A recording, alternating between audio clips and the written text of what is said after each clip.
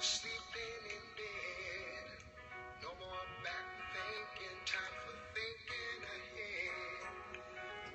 ahead. Welcome to the #1 show of the Hot Spot, brought to you by Firehouse. I'm so excited. I'm here with Dr. Sonny Lara from the Firehouse. He has invited me to join him in this venture, and it's just thoroughly, I can't tell you, I got chills.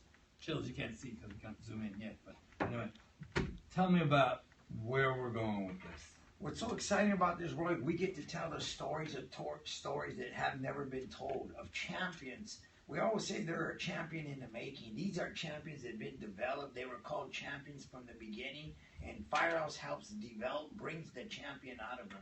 You can do this. There's no such thing as I can't. We're Mexicans, and you can do it. And we let them know that. We find a way to get their humor. When I said Mexican, we reach everybody, all ethnicities, all lifestyles is what we reach out. We just believe there's a miracle in every one of them. We love the underdog, Roy, the one that feels like everyone's beat up on him and told him, you can't make it, you can't. But when you come to us, it's divine. You were sent by somebody up above saying, these people can help you. Tell us a little bit about Firehouse and how long you've been doing it, how did it start? Firehouse started 8 years ago, and what happened is when I've been doing this for 30 years. I worked for MOXA, Mexican American Community Services Agency. I came in and created the gang intervention with the help of Angel Reels bringing me in. And we went and did it, and I fell in love with them. I fell in love. Everyone I seen was a miracle to me. And that I knew that if I could help change their thinking process, and flip it around. They already had the energy. I'm a leader. I'm a shot caller. I'm this. Don't mess with me, dude. I'll mess you up. And we need those kind of people, but we need to educate them. I call it getting rid of your stinking thinking. So I started putting programs together, tutorial programs. Found out that a lot of them were failing at home. They had no computers. They had no laptops. They had nothing for innovation like they do now. Mm-hmm. Tell us a little preview of some of the stories that you've witnessed during that venture. Oh, what I've seen, we've always, it's so funny because we're at Andrew High School. In order to be in a firehouse, you have to have 4 Fs or more.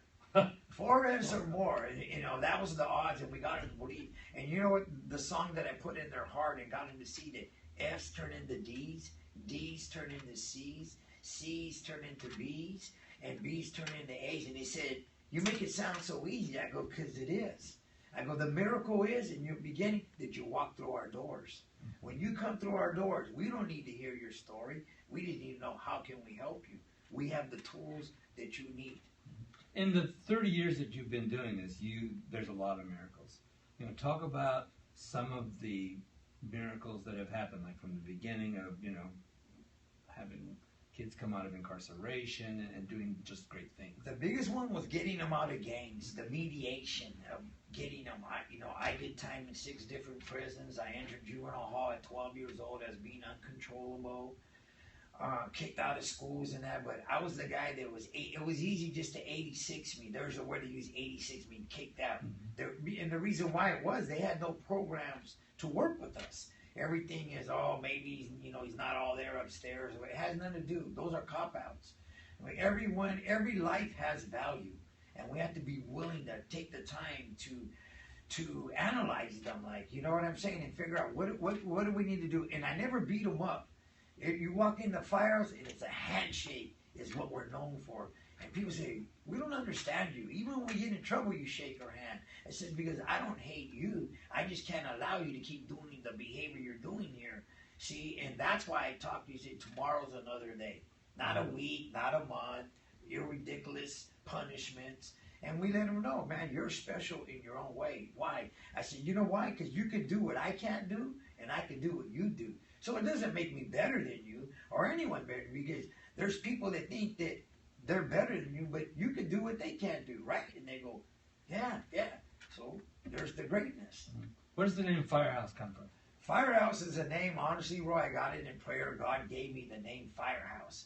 And he said, Firehouses, if they don't have a fire, you'll put one in them. And if their fire's wild, you'll help adjust it. Oh, okay. And that's where goal setting comes in. Short term, long term, realistic goals, attainable goals. Let them do it, right? 5 things that you would want to change first. And then we wrote them and then put some time on it. Now, to get in trouble, you have to work at it to get in trouble. It's the same. Now I want you to flip that. The same energy, the same way you go to do bad, to do good now. Now you have all these people around you. There's that old proverb, it takes a village to raise a child, which is true. It takes many people to surround an individual to help them. I can't teach you math, English, history, and science, but I can teach you how to behave so those who know can teach you those things. In the 30 years that you've been doing this work, what are some of the things that you're most proud of? Oh, when I see them walk across the stage, and when I see them go back and give their mother a hug and tell them I love them, how a mother longs for that. Mother always thinks that all they do is call me all the time because you're in trouble.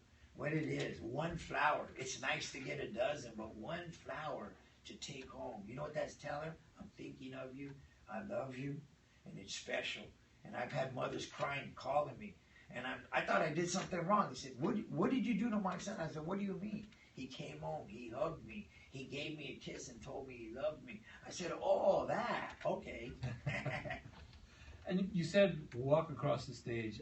I know, and I've heard, that not only have your students, let's call them, have walked across the stage to get their GED, the high school diploma, but they've walked across the stage at some of the, California at least, finest universities.